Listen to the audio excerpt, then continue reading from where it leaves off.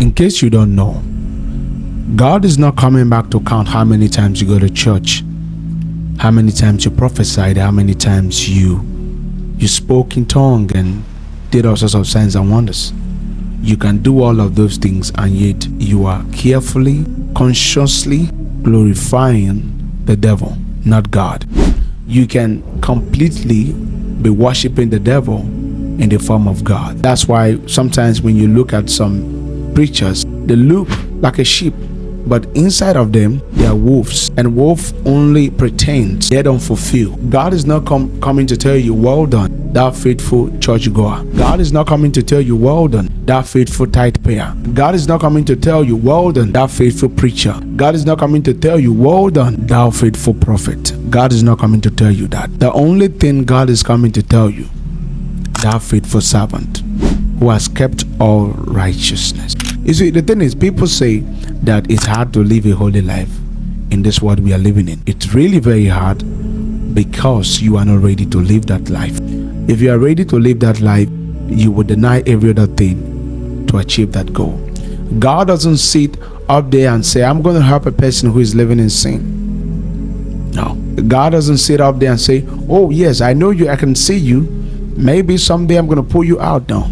God is not going to do that for you. You have to really decide to move away before God can step in. Before God can help you to do anything, God wants to see what you're putting in, your own effort, your own hard work, what you're adding, what you're producing, what you're contributing in making changes, what you're adding in order to become a better person for Him. When God sees that you are only doing it for selfishness, to get your own purpose, because God reads the mind, then God would have to watch you like that.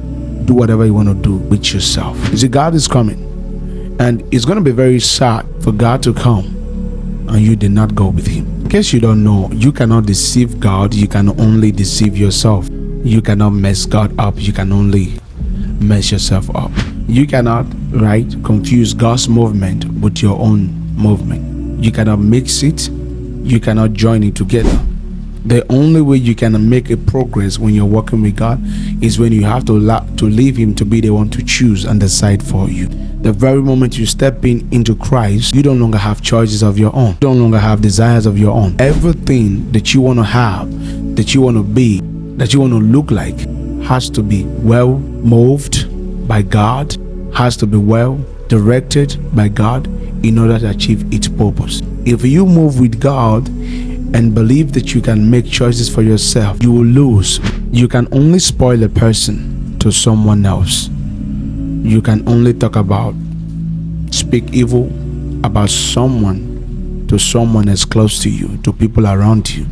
But you cannot spoil a person to God, for God. No, you cannot do that. You cannot even do that, because God sees your heart, and God sees the person that you're condemning, that you're spoiling. God sees that person. That's the difference. No matter what happens, no matter the disagreement that you may have, do not try to speak evil about a person. Do not try to spoil a person, because you know you're in the position to do that.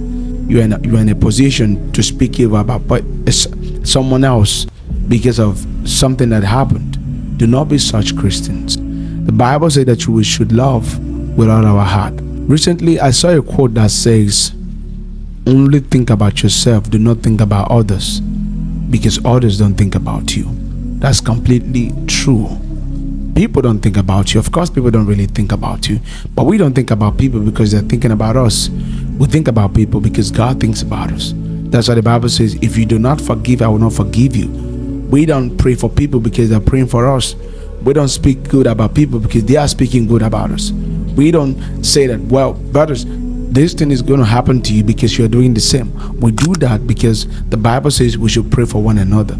So we are not doing it so that you can do the same. We are doing it because God is doing the same, doing so many for us. So do not love because someone is loving you.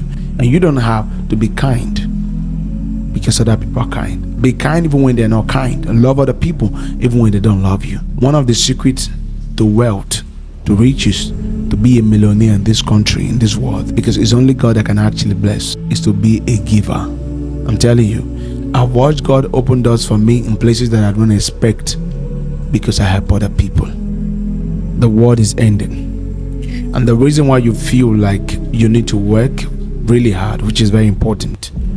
The reason why you feel so relaxed is because the devil doesn't want you to get the message. The message is to make people weak.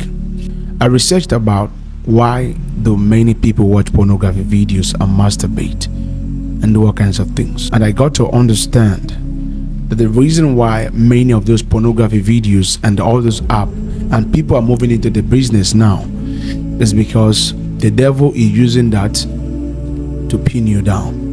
The very moment you move into that place, it's hard for you to get out. That's why you can move away from it for a week, for a month, and after that you go move back to it, because the devil doesn't want you to think any other thing different than that product. I want to remind you of something.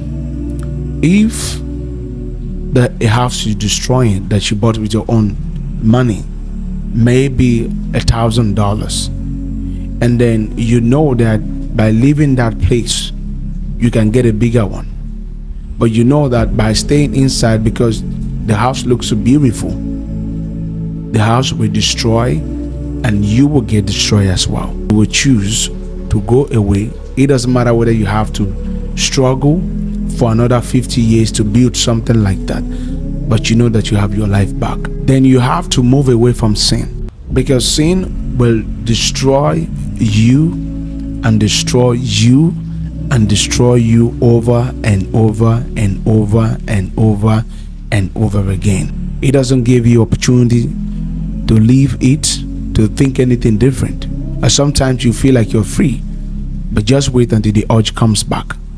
So God is wanting you to understand that the Bible told us, if your right hand will lead you to sin, cut it off. That means stop doing something without your right hand that will lead you to hell. Stop it. Stop it right now.